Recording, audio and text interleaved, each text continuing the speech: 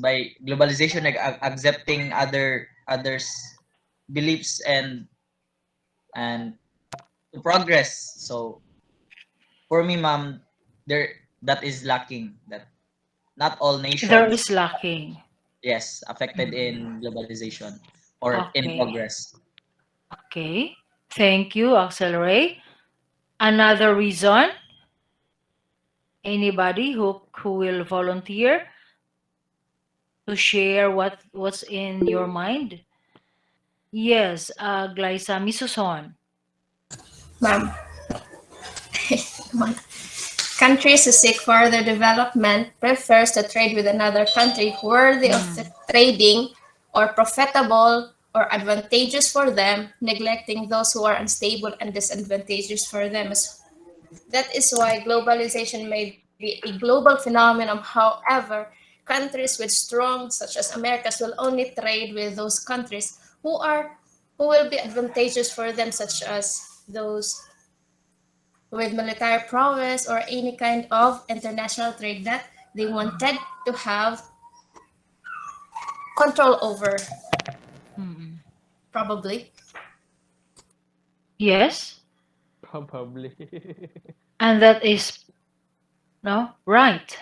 No, Americans will, yeah, as we have noticed, for as long as that's really what happens to those, we should say, developed countries, because there are also emptiness in them. For example, there are no raw materials, no, in their place, so they are empty on that aspect, so they have to run to other nations who can support what they need, especially on the desert land. They need water.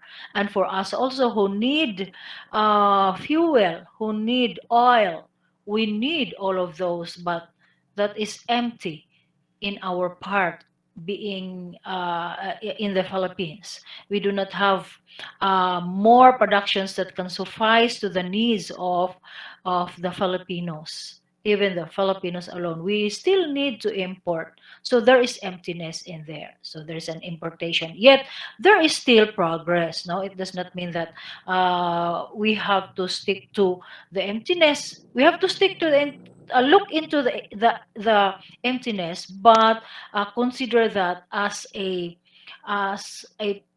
parabang trail for possibly for a nation, no, to be of competent with others. Okay, so another personality, another professor of sociology in the University of Aberdeen, Roland Robertson, defines the word globalization as the understanding of the word and the increased perception of the word as a whole. No, so we have to increase our perception as what made mention by Glyza Suson, interconnectedness, no? So interconnectedness of all the nations in the world, that is to increase the picture that we are one, we are the whole, no? Not looking at every parcel, no, or the aggregate, no, but looking at the whole, and if possible have the same on progress. Okay, and Martin Albro and Elizabeth King, as sociologists, define globalization as those processes by which the peoples of the world are incorporated into a single society. No, incorporated into a single society, very very near. No, and that's why it is considered, as Thomas Larsson, a Swedish journalist, says this, to raise to the top the real story of globalization. That is to raise to the top. That's why those developing countries cannot, kumbaga, racing like a turtle, continuously racing like a turtle, while others are leaping, no, or jumping towards its whole globalized nation. And the process of the shrinking of the word process. What do you mean by the word process? Kung mo yung tag process unsa may mahitabo? Naagyoy unsa man? Step by step. Naagyoy step by step way of what? Progress. Progress or step by step of going into progress. Dili gyud siya mingon nga automatic gyud siya himo nga developed, one of the developed countries. Now gyud siya step by step because it is the process, no? But the process here is on the shrinking of the word and shortening of distance and the closeness of things, no? Since Robertson will mention is to have a single world society, no? So mo na ang definition sa globalization. Karon, the question now is di man gid mahitabo nga walay leader, no? In every singleness, in every organization. Then who do you think will run as the leader? No? But it could not be run by one single country or United Nations or USA, I should say. But instead, natay G7, natay G8, no, natay G10, and G24. No? So those are considered as countries that will lead those developing countries so that we can have more closeness of everything. And for trading, that can also have its closeness of everything. But let me ask you, yes, interdependence. Interdependence, another phase that can link, that is correct. No? Okay? But let me ask you, what are the pros and what are the cons of having it into a single word society? Unsa may mga positive remarks or positive results that may happen. Okay, continuing pa man no? Because one of the authors says that this term is still very young, no? Still very young, meaning this developed, no? Even in the book by Sheffield, this is in 2013, no?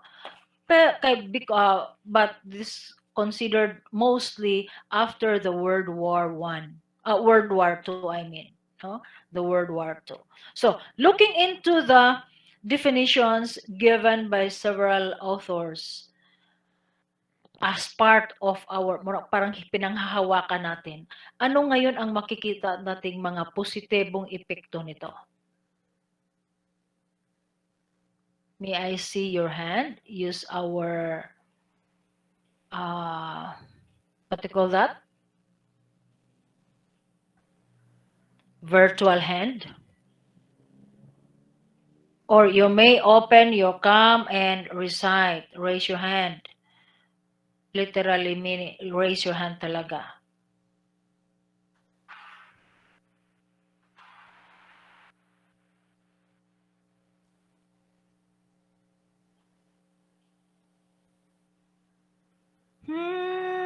I cannot see any hands here.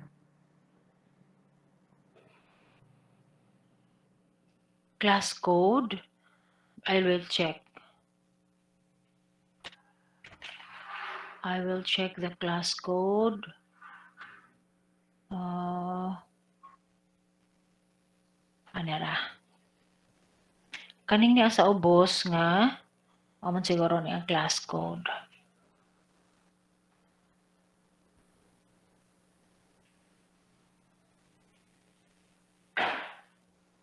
KGS?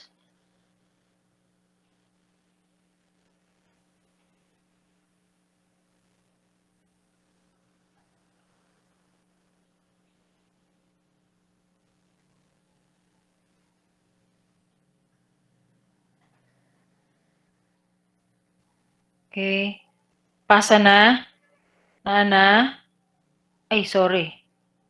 Manda ini.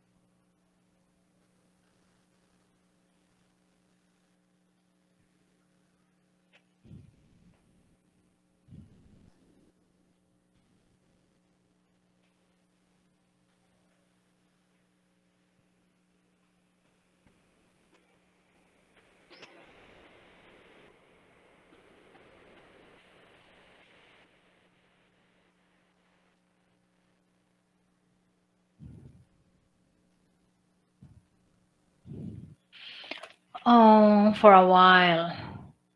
Ako na ni i-minimize. Di na ako makita kay naka-full. Exit full screen. Exit full screen. Adto ta sa classroom.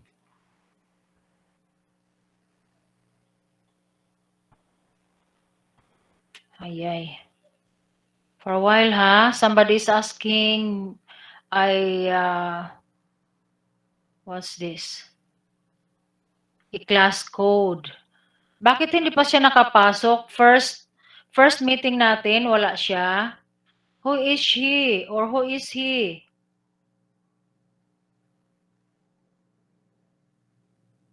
Sino man siya? Sino yan ang hindi pa nakapasok sa klase?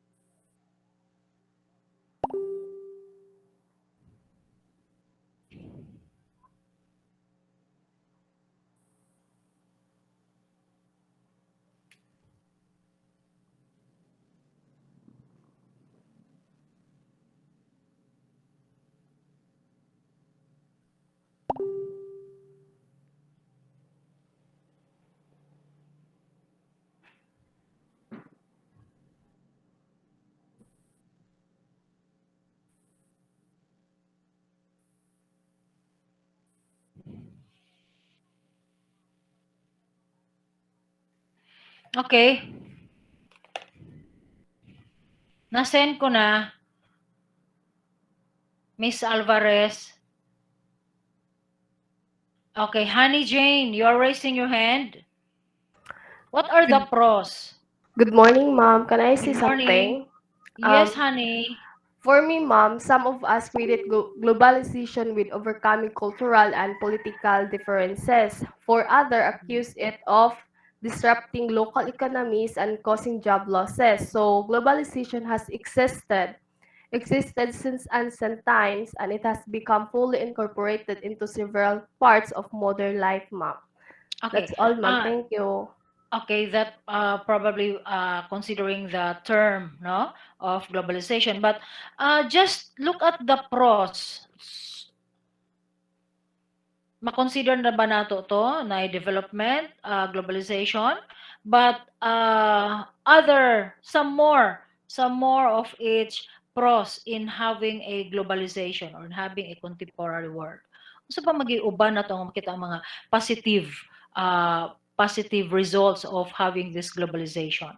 Nganong gi-incorporate man ni sa atong klase, nganong nga gi-appeal man ni siya nga discussion sa atong klase. Unsa day makaayo ani o kaayuhan sa atong pagpakahibalo no aning discussion. Preparing for us to be what? And what are the cons? Yes, Axel. Kuan ma'am, gi-introduce ni sa atong klase to be ready sa upka sa progress through globalization. Okay, so we'll have on the look of progress of development. What else? What else?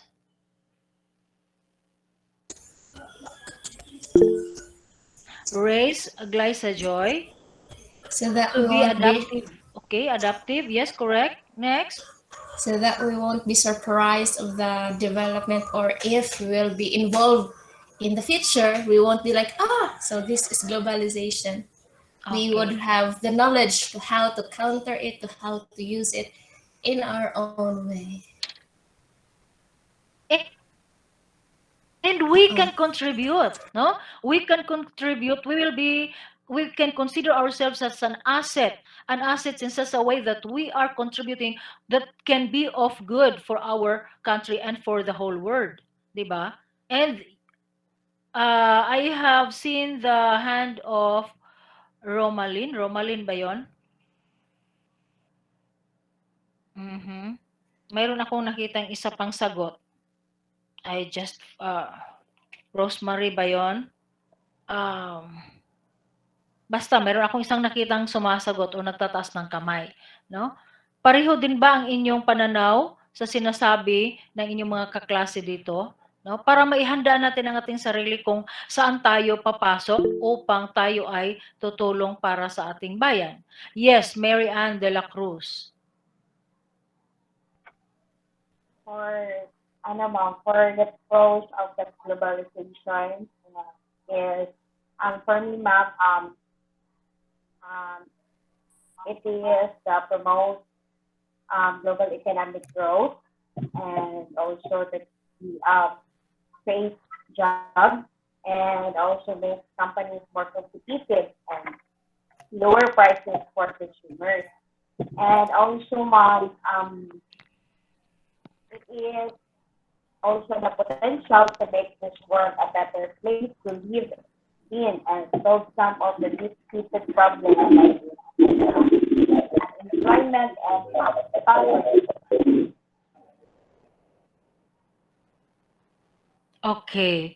So thank you, Mary Ann. I have here for greatness awareness of other cultures. That is correct. No, that is the most one of the most appropriate answer for the pros. What about the cons analysis?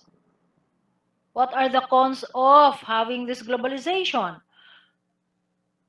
Ngano kinahanglan nato ni siya mahibaw-an. Unsa day mga disadvantages ani niya, no?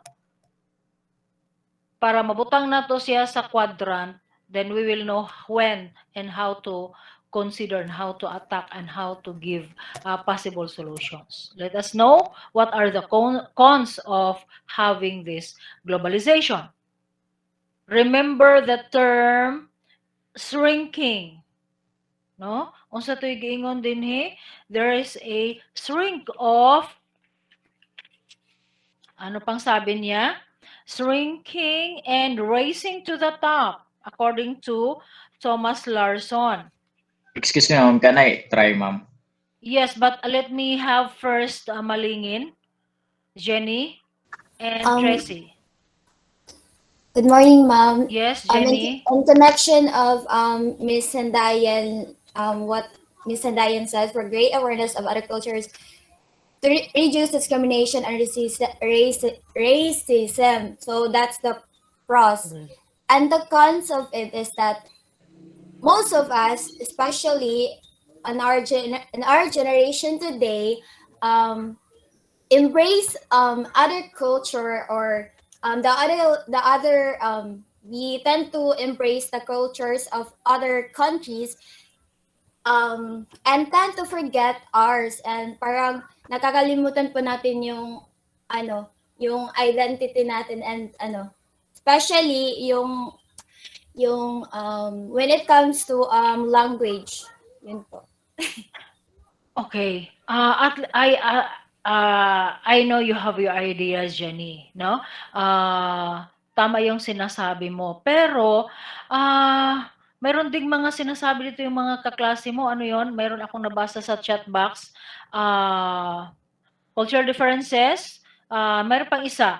Mayroon pang sinasabi dito na cons, if the nation do not have the single knowledge of globalization, anong mangyari? Magkakaroon ng monopoly and ano pang sinasabi? Monopoly and colonization. Yes, correct, no? Okay, next, let us move on. Thank you for your Ma'am. answers. Good morning, Daniel. Ma'am, can I add something about the pros and cons of globalization, ma'am? Okay, sige, Dan. So, for the pros of globalization, ma'am, is global competition and cheap imports keep a lead on prices, so inflation is less likely to derail economic growth. So, for the cons naman po is millions of others for losing their jobs, especially at those companies operating under competitive pressure po, ma'am. If it derails, yeah, cons na yan, no? Others cannot compete, No, labors or human resources are lacking. And another cons is there will be a brain drain of one country. Diba? We can Yes, add ma'am. it up. Okay. So thank you so much. States exist has depended on its military power. Yes, we can consider that on military power because what will happen if one country is strong? What do you think will happen if another country will attack the Philippines? No? Do you think we can fight them as brave as the Ukraine president fought or still fighting for his or for their country? Ganun din ba tayo? Let us have more on it as we discuss the counterfactuals. And I hope you were able to okay, yes, thank you, Tracy, Grace. And I hope you were able to read on the up to the as far as the counterfactuals on the topics. Okay? But before going further, let us have first or shall I say that's enough for the pros and cons. That will be our stepping stone, our basis as we discuss, and also giving the definitions as we discuss further on the furtherance of the study of contemporary world. But for now, let me divide the group into five groups. Five groups. The first 1 to 10 there is kuan man ni siya kanang male power, no? From Mr. Bayubay, Belonio, Bilarmino, Kabilin, ano pa yung ting isa? After Mr. Kabilin, di maklaro.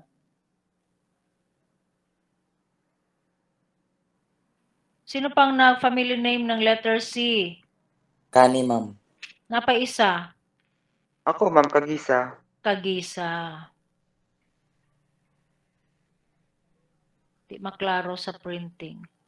Okay, I will get your name later. O, Kagisa? Ano, nasan si Kagisa? Okay, Kagisa, Ma'am. Yes, Ma'am. Clark Dave. Okay.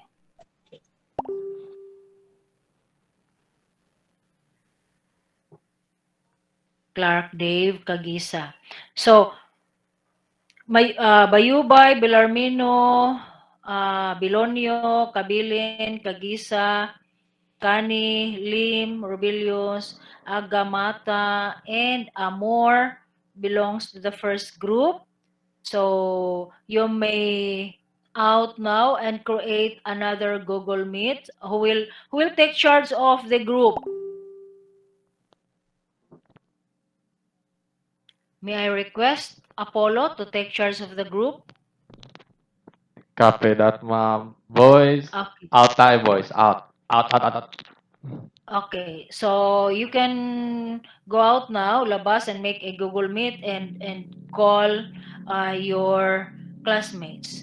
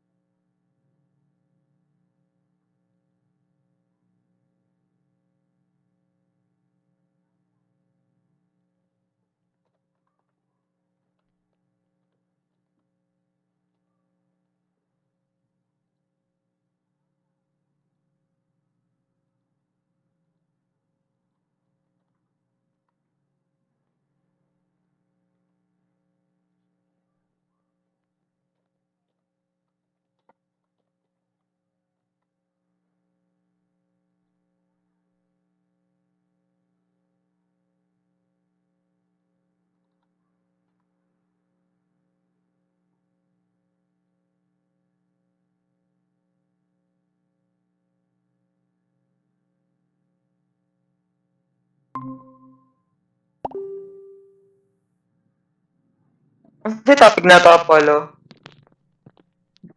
Wa po na ako nadungog og kuan tarong murag male power by ito. Oy, unsa pa nga tong i-report gani? Harapit mabasa. Patanawon din ko ninyo sa akong record. Wala Action step built become. So in the last part, the first half of the second millennium CE, the Crusaders in 11th and 13th centuries were one of the most important world system events, among other things. They opened a channel for spice trades with Europe. A very important role was played by Mongolian conquest of the 13th century, which brought unprecedented destruction and political disturbance to the region. However, the consequent emerge of an unpredictably large Mongolian empire secured the spread of number of extremely important types of technologies throughout the Afro-Asian world system. The empire also established a network of trade routes connecting east with Europe that has unparalleled as a regard its scale and efficiency. The barbarian Semeraferi became incorporated in a civilian environment of Islam, Buddhism, and Confucianism, which is contributes to the vigorous penetration of its world system, links far into the Eurasian north and deep into Africa. On the other hand, the expansion of trade contracts between the East and the West contributes to the already mentioned above spread of Black Death pandemic in 4th century. So in conclusion, the Eurasian world system is ancient and the first world system that introduced in mankind. And it contains very important milestone of our world today. So we must understand that this world system contains is a basis of other world system that existed in the world today. So so the Afro-Eurasian world system was one of the crucial points of social evolution starting from which the social evolution rate and effectiveness increase. So for the graph one,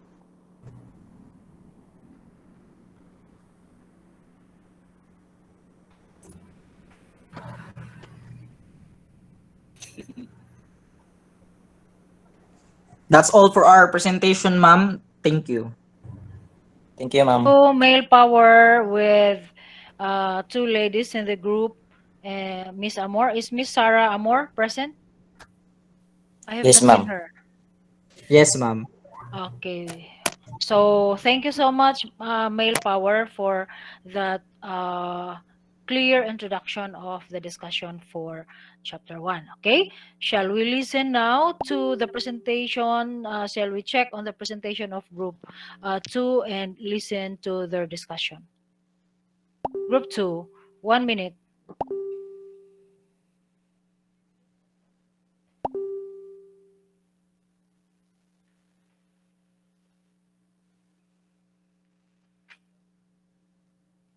Group 2. Wala na 2 minutes na group 2.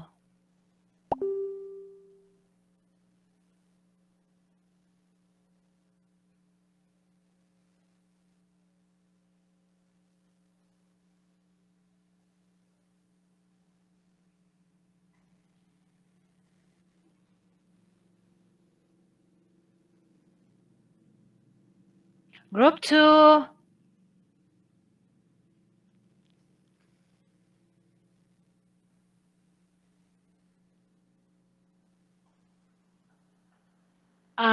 Miss Arangoso, Bali, Barrios, Batingana, Butingana, Bulado, Sina, De La Cruz, Ditalo, and Entrada. Are you all out?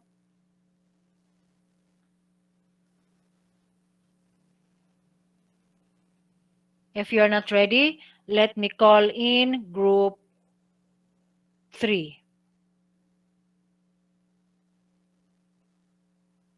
Group 3, please share your PPT now.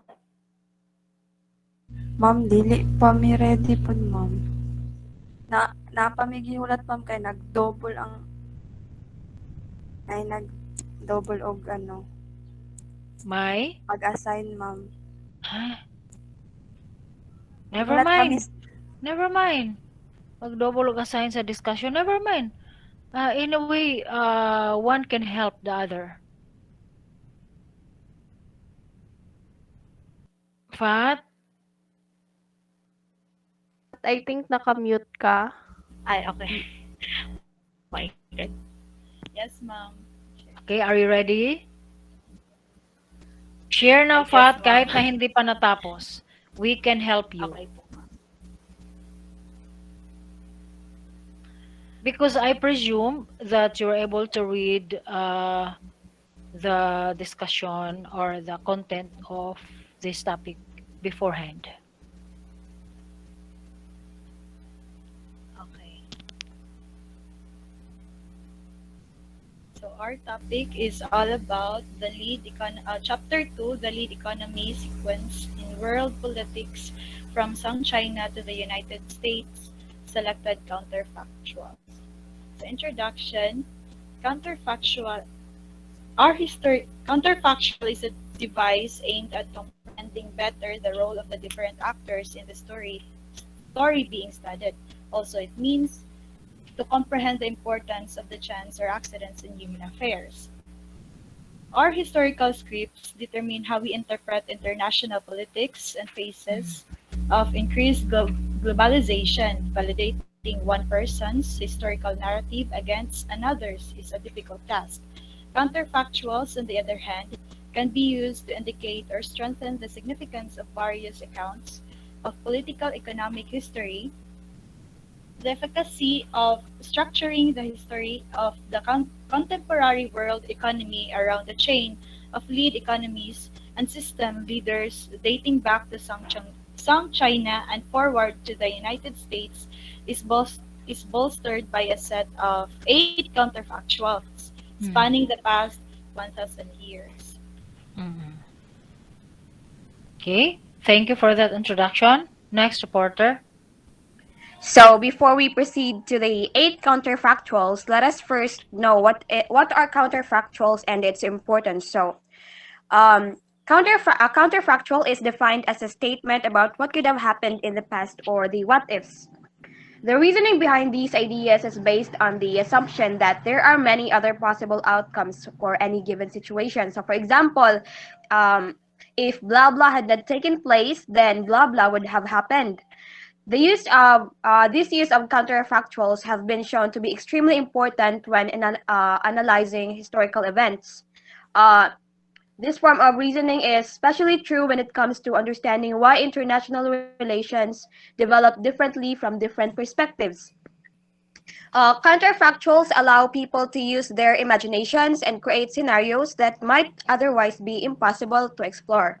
So, by developing counterfactuals, historians can develop their theories on why a particular event occurred. So, whether the issue is historical or contemporary, national or international, counterfactuals play a big role in determining the different perspectives of a certain situation. Okay, that is clear.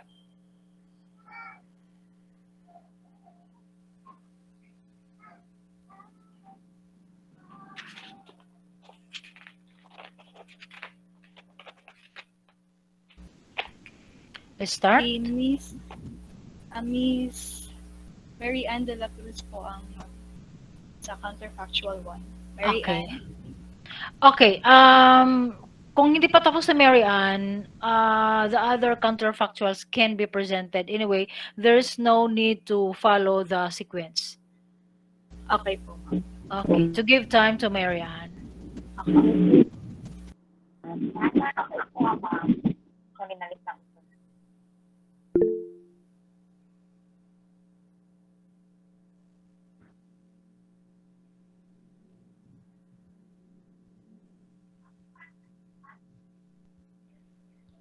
So counterfactual number 2, the Mongol attack on Eurasia was neither premeditated nor inevitable.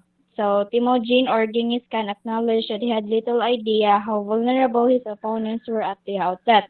Only gradually did he realize that there was little to stop his attacks and that he could dream about conquering the world. So in the case of the Mongols, a great deal did rest on Temujin. Quite a few attempts to murder him very, very early on could easily have worked out differently. In his absence, it seems unlikely that the coalitions and military organizations that he had created would have been very likely, particularly since they required an abrupt departure from standard operating practices that presumably was motivated by Temujin's inability to successfully manipulate or rely on traditional organization forms. So, in the absence of a Genghis Khan, the most likely nomad sedentary pattern would have resembled the traditional trade and raid alternation. What's this? Uh, alternation that existed prior to the rise of Temujin to unprecedented power as the leader of Central Eurasian nomads. So China would not, in this case, China would have not been occupied by the Mongols, and Chinese decision makers would have been far less likely to develop their Mongol phobia, which led to greater official insularity from the outside world and a preoccupation with the northwestern frontier after the first third of 15th century and into the 18th century. And Chinese technology would have diffused more slowly to the west. It is certainly conceivable that Eastern Eurasia would have improved its technological edge over Western Eurasia. And if so, any maritime European ventures to the east might well have been restricted to the small enclaves they initially occupied in the 16th through 18th centuries, and the European dominance of Asia in the 19th and 20th century would have been far less likely without an asymmetrical European industrial edge. So, alternatively, technological changes at both ends of Eurasia might have proceeded along parallel tracks and timing. So, the end result would, of course, have been a vastly different history everywhere in Eurasia, encompassing the last half millennia, if not longer.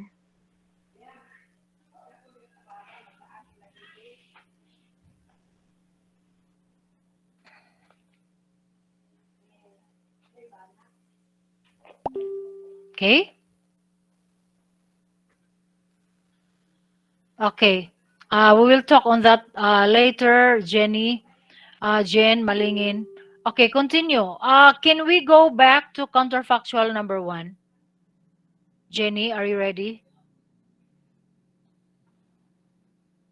Okay, never mind if you don't have slides. Uh, Mary Ann, do you have, can you say something about the counterfactual number one, even if you do not have your slide?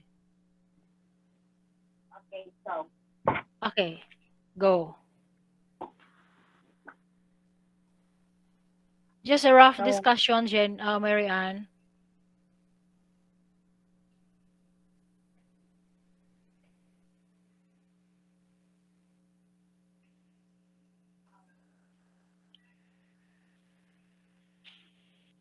Mary Ann. Okay, counterfactual number three.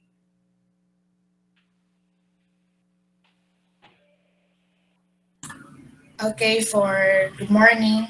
Good For the morning. for the counterfactual number three, due to a variety of factors such as the larger ships with more mast and sail, cruder and better navigational capabilities, the European pushed into the Atlantic.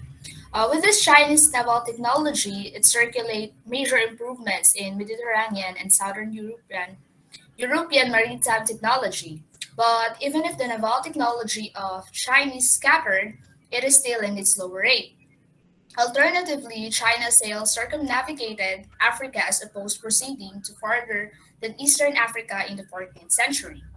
If the Chinese movement into the Mediterranean had the opposite impact to the Portuguese movement into the Indian Ocean, there would be a much different version.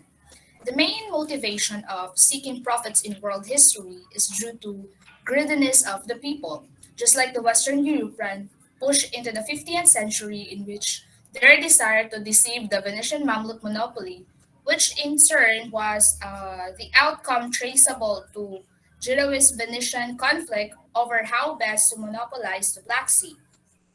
Due to Genoa's participation in Portuguese and Spanish voyages into the near Atlantic coincided with Genoa's loss of territory in the eastern Mediterranean or to the Venetians and its move west in search of new revenue streams such as the slaves and sugar production in the western Mediterranean and beyond.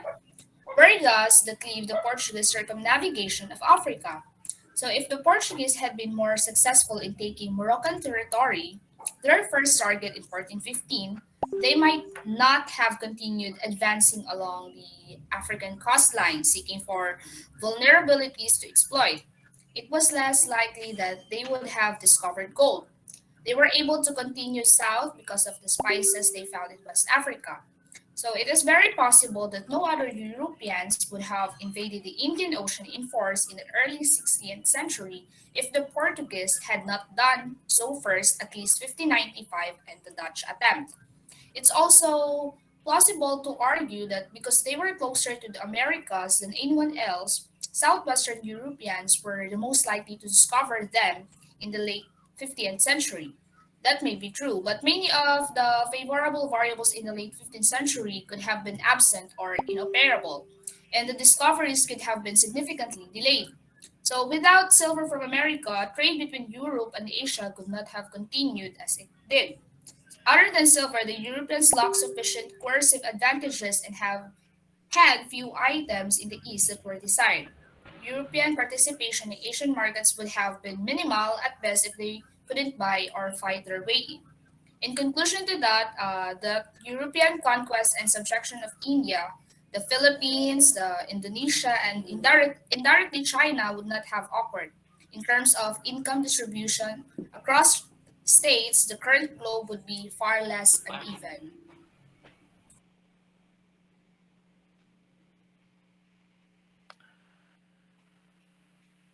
Shall we have one more?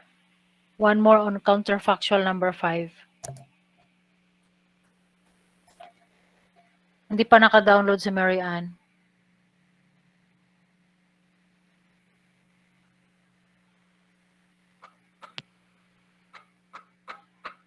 Okay, counterfactual number 6.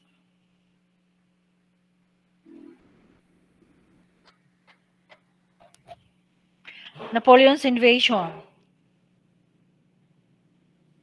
So good morning, ma'am. Good morning. Counterfactual counterfactual number 6 is Napoleon's invasion of Russia was the beginning of the end. Since after taking power, wait lang eh. After taking power in 1799, French leader Napoleon Bonaparte won a string of military victories that gave Napoleon him Bonaparte. Napoleon Bonaparte Bonaparte ba yun na iyang pag-pronounce? Please Bonaparte. correct us, ha? Oh, Yes. sige. The French leader Napoleon Bonaparte won a string of military victories that gave him control over most of Europe countries. Then Spain was largely under his hegemony despite continuing guerrilla warfare there, and Austria, Prussia, and Russia had been browbeaten into becoming allies. Only Great Britain remained completely outside of his territory. So, since then, Napoleon, who considered Russia a natural ally, had no territorial conflicts with France, soon moved to teach Alexander a lesson um, since Alexander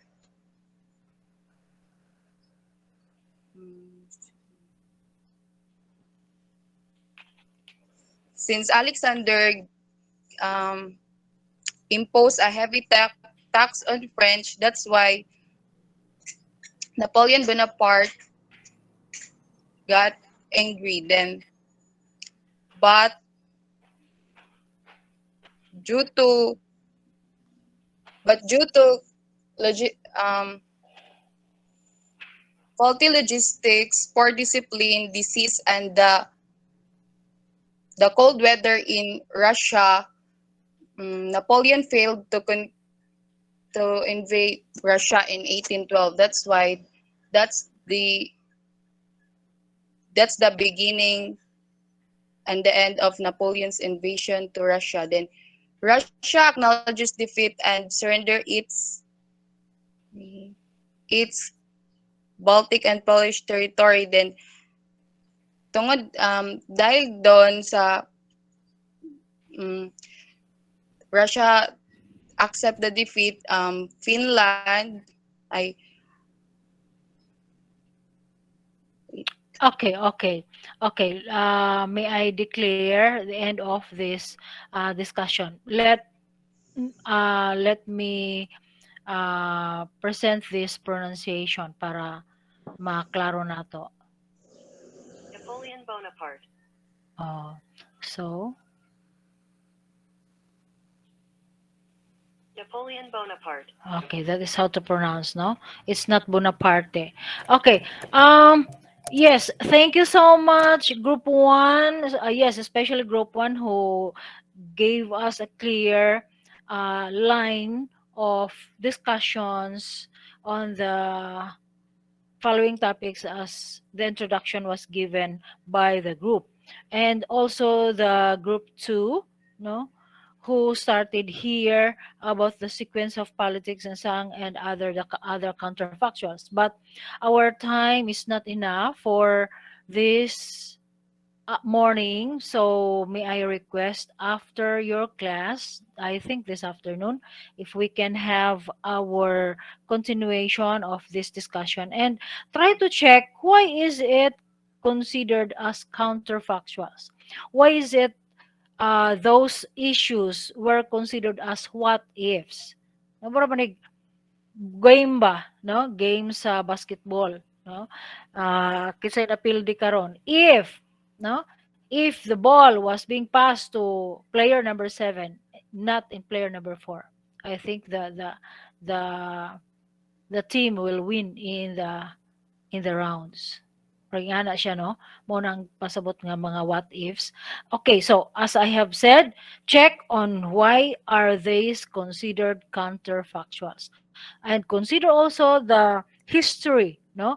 The words that are being considered here in each counterfactual, and how does it considers how are these issues being considered in the discussion of knowing the contemporary issues, no?